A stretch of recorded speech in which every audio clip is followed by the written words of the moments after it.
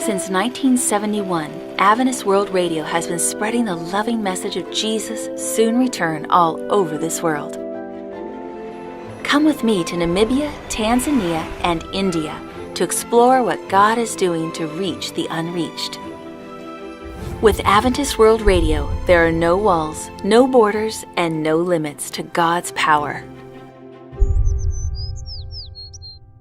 From just one cell phone, an entire church has been planted in Namibia. I'm Cami Utman, and this is AWR360.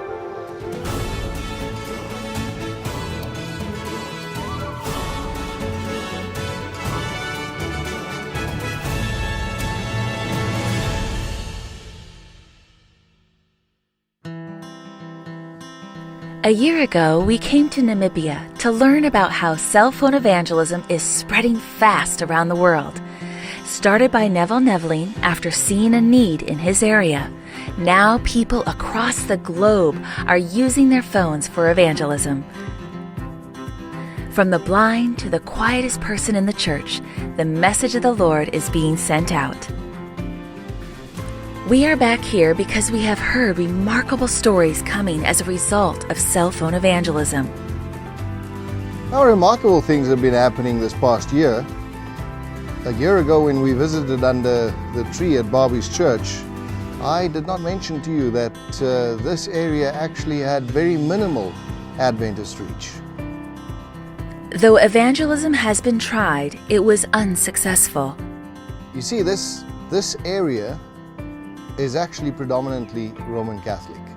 I must say, I did not actually think that AWR360 cell phone evangelism would have this kind of impact. Our AWR team is traveling far into northeastern Namibia to the city of Kashira. There has been no Adventist churches there, that is until just a year ago, when Barbie started one under her tree. She has been listening to cell phone evangelism and enjoyed learning about the truth she heard. But it was the message about the Sabbath that really woke her up. 1 week after hearing the message, she started a church under her tree. She then invited the community to join her, and they came. But now some incredible things have happened. After your visit, our church has grown dramatically.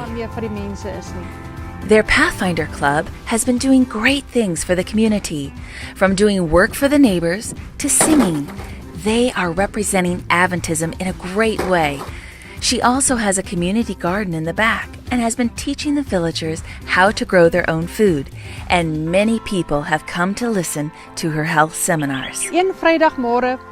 But then it wasn't long ago, as I was working in my house on Friday afternoon, prepping for the Sabbath, when I heard a lot of noises. She then noticed that a crowd of people had gathered outside her house. She couldn't believe it. It was then that a man entered the house. He said his name was Opa.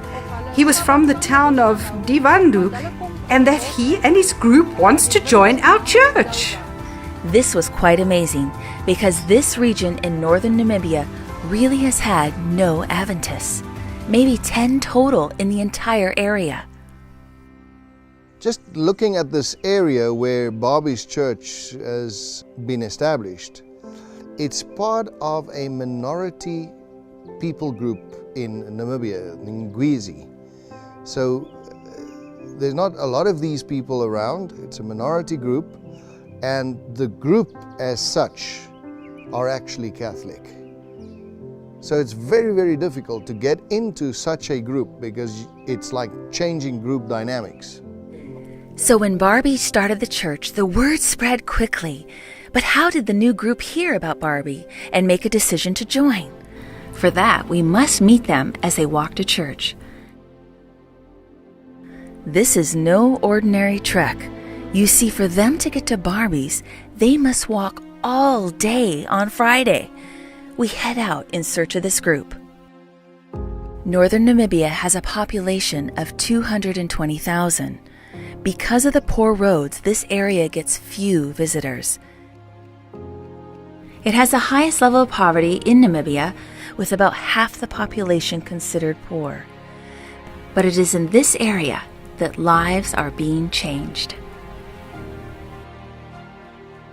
This group is currently on a 40-mile hike to Devundu. It will take them all day to get there. Over sand, rocks, and hills they march on. It's an amazing sight to see this many people making this long walk. Upa Stephen is the leader of the group. He's the one who made the decision to find this new church. I go because we must learn about God. I have been waiting years for an Adventist church. Even if it were 80 miles away, we would still walk to it.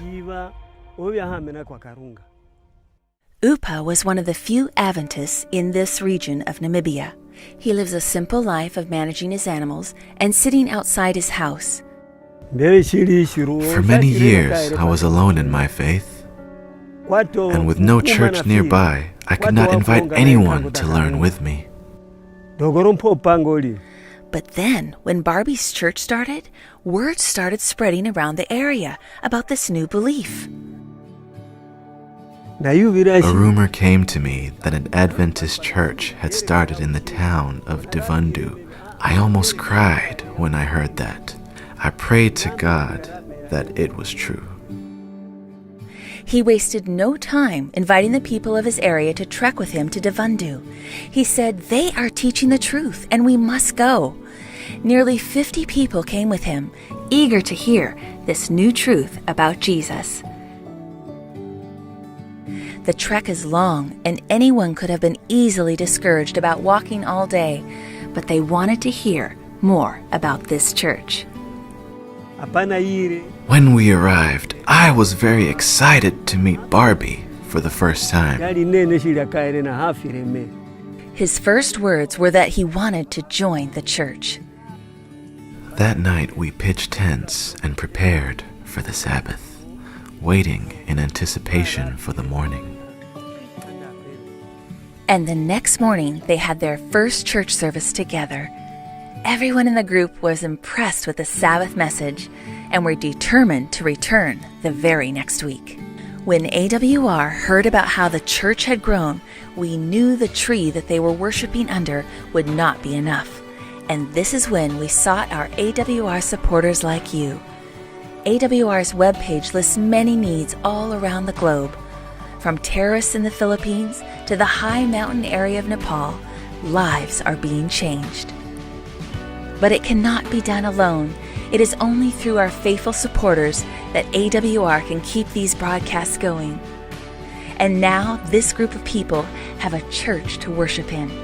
Hands across the globe join to support this project, and I know God has blessed. The most amazing thing is, this is the first cell phone evangelism church. After that first visit, everyone wanted to return. Upa has since made many treks to worship on the Sabbath.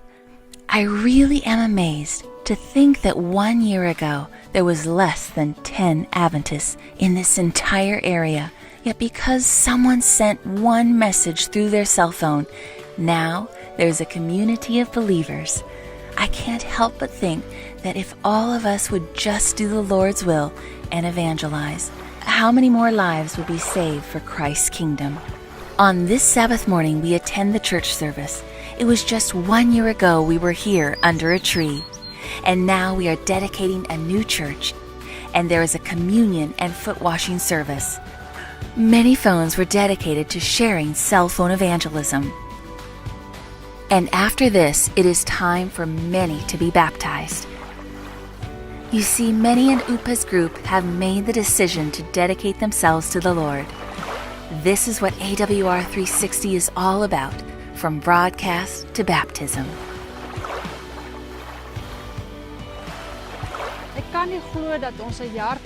I am so amazed that through my cell phone I was reached, and now, just 1 year later, there's a new church and many people have been baptized. God is working mightily all around the world. Friends, the lives saved here today are because someone shared the love of Christ through their cell phone. They looked at their hand and they saw the tool to reach another. AWR360 calls upon you to share these important Bible truths. It is only working together that we can spread the message of the Lord to the entire world.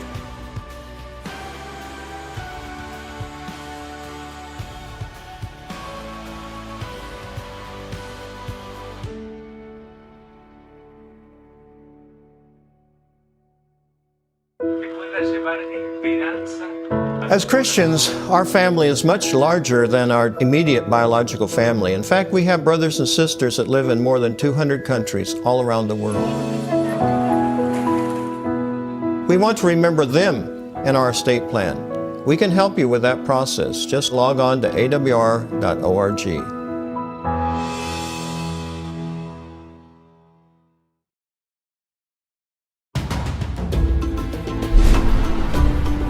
Welcome to a country shared by thousands of animals,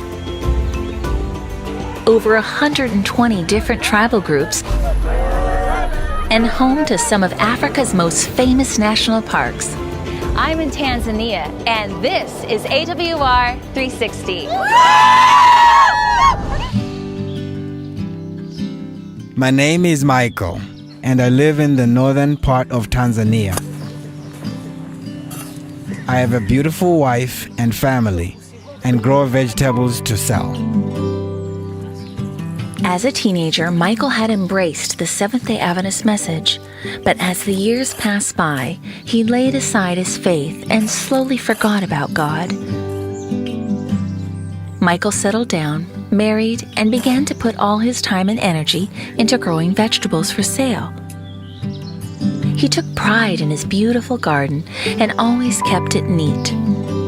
Then one day, something happened that would disrupt their peaceful, quiet lives and ruin Michael's garden.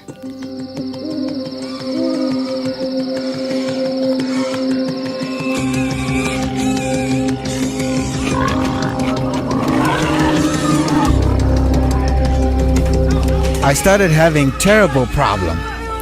Wild pigs would come into my garden at night, destroying my plants and eating my vegetables.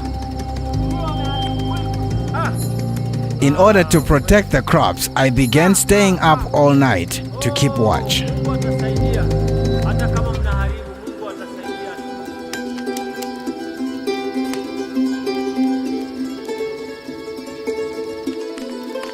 One evening, as he kindled a fire and prepared for another long night, Michael switched on his radio.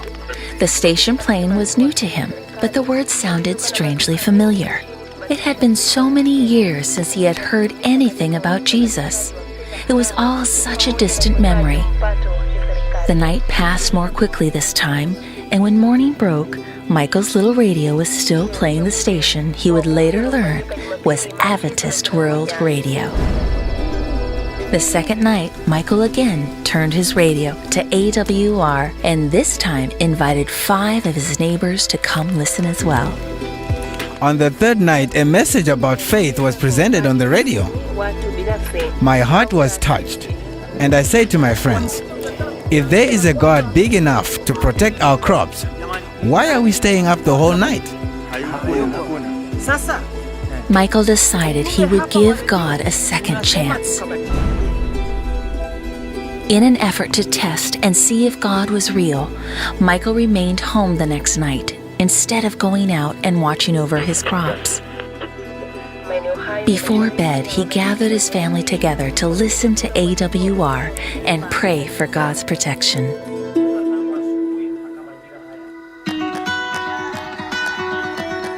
The next morning, Michael went outside to survey his crops. Amazingly, there was no damage. I was so excited and went running back to share the good news with my family. For the first time in my life, I realized that God was real and cared for me. Night after night, Michael returned home, listened to his radio, and once again prayed for God's protection before peacefully sleeping. Michael's neighbors began to ask questions. They had watched as the pigs passed by Michael's fields, only to eat their surrounding crops. The neighbors felt sure it was witchcraft. But Michael gladly explained about the radio and a God who would even protect vegetables from pigs. Several of my neighbors decided to test God too and listen to AWR at home instead of guarding their crops at night. And the pigs no longer bothered their vegetables either. Before long, Michael, his family, and 30 other people from his village decided to give their lives to Jesus through baptism.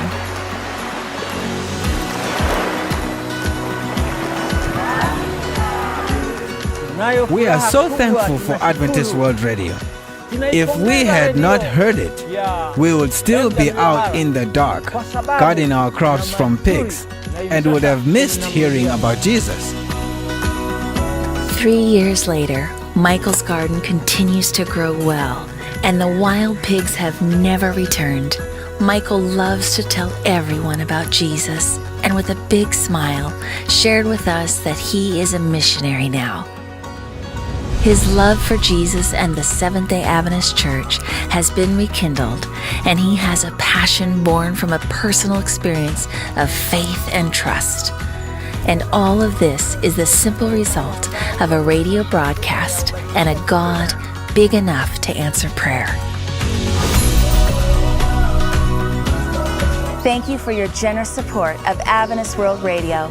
Through it, lives are being touched and transformed for eternity.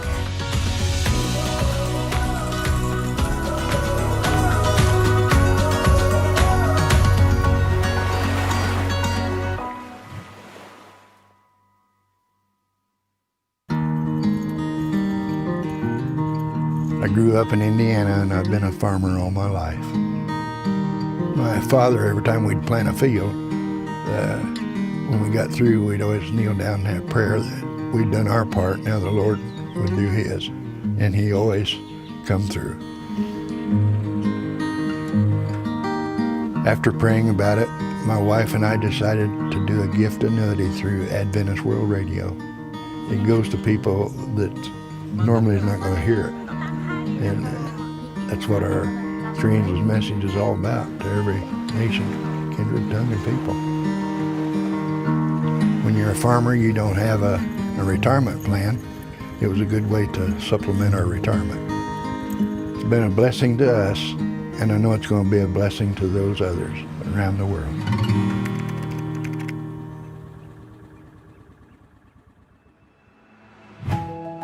Join me as I leave the beautiful country of Tanzania to hear the amazing testimony of one pastor living in India.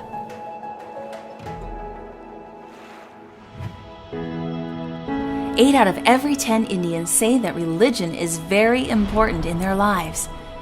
For Pastor L, that is definitely true. He is a speaker and evangelist at over 400 charismatic revival churches across India. His goal in life is to share Christ with everyone around him. But where did he get such fervor? Pastor L was a miracle baby. His parents dedicated him to God as a tithe, as he was their 10th child. After the tragic death of his parents at a very early age, it was this memory that gave Pastor L hope to continue in life. He hopes to see his parents one day soon when Jesus comes again. In the year 2000, Pastor L entered full-time ministry as a Christian revival pastor. He thought he was sharing the right message, but one day he came across a sermon on the Sabbath by an AWR speaker on YouTube that troubled him. He could not deny the conviction that this was plain truth. But to stand for the truth meant sacrifice. Leaving the friends and connections you've had all your life isn't easy. He was disowned by his own family members as they believed he had accepted heretical teaching. One prominent pastor told him, "You may join any other denomination, even Catholicism, but do not follow Seventh-day Adventists." But Pastor L could not find peace until he made a stand. His heart desired to obey all the commandments. When he accepted the Sabbath at last, peace and joy filled his heart. His only desire in life is to share the Seventh-day Adventist message with those around him. But in 2012, a stroke changed his life forever. Pastor L was sick and paralyzed for 13 long days. Through all of this, his faith grew stronger in Christ. He did not fear death as he knew that God still had a work for him to do. He remembered his miraculous birth and held on to God's promises. In the end, God had the victory. Pastor L now works to bring the truth to native places and is working to build churches and Bible study centers in his home province where there is none.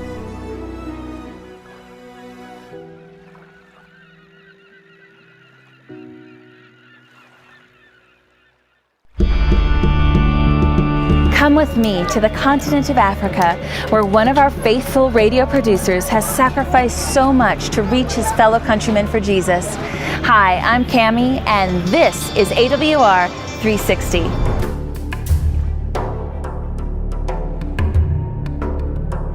It was late one afternoon as I closed the door to my office at the AWR station. I would be gone for several days.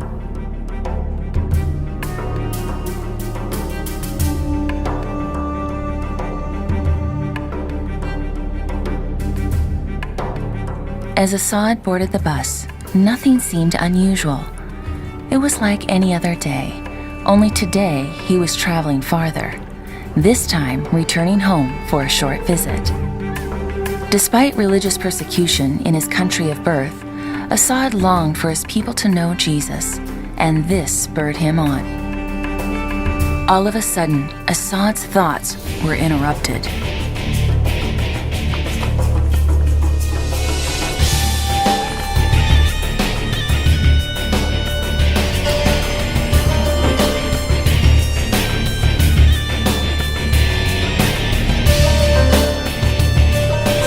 Cringed as they reached for me too, and then to my horror yelled, "This is the man we are looking for."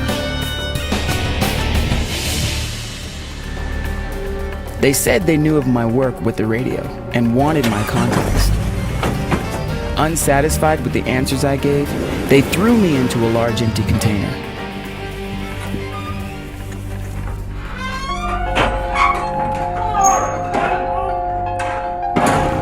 Shut out from fresh air and sunshine, he sat in darkness.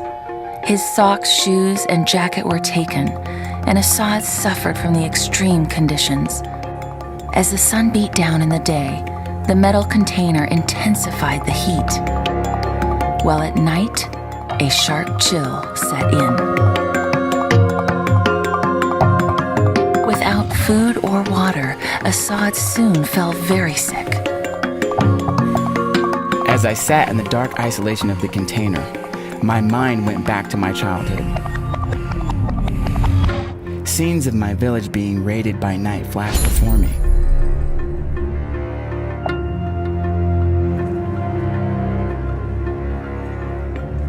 Those men had worn masks too.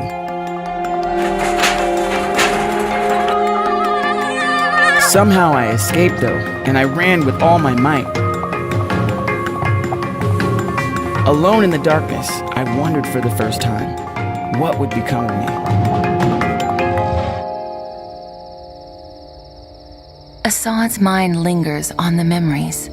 There was the orphanage he was taken to, and the boys that introduced him to Adventist World Radio. They huddled together listening, knowing that if caught, punishment would ensue. Christianity was not allowed here, but this only made them long all the more for the truth. Then there was that day when the orphanage director had called him into her office. Assad was old enough now, and he must leave the orphanage.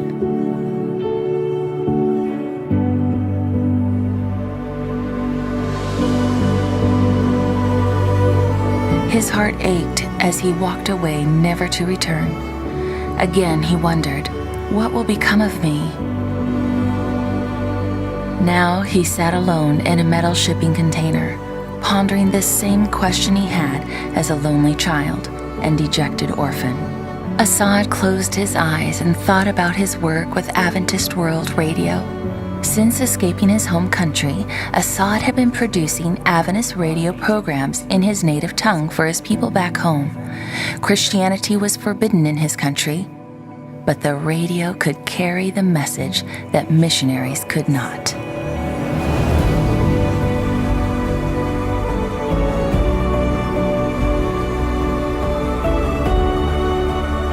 I wondered what would become of my radio program now. Who would carry on the work if I didn't return? The days and weeks passed. Assad was released from the container, but the inhumane conditions remained. Starved, beaten, and even electrocuted, he had endured more than any human should. One day, without notice, my hands were unbound and I was told I could return home. I could hardly believe it. I was free. I was praising the Lord as I boarded a bus again, this time headed home to my family and my work at the radio station. Despite the harrowing experience Assad has been through, he faithfully continues his work with AWR, producing messages of hope and truth for his home country. Assad trusts the Lord to keep him safe and knows that as long as God wants him to be producing these programs, nothing can stop him.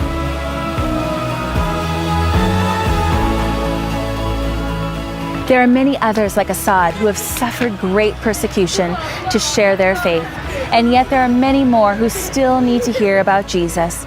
Please pray for these precious souls and consider helping to further the work of Adventist World Radio around the world by donating today. Together from broadcast to baptism, this is AWR 360.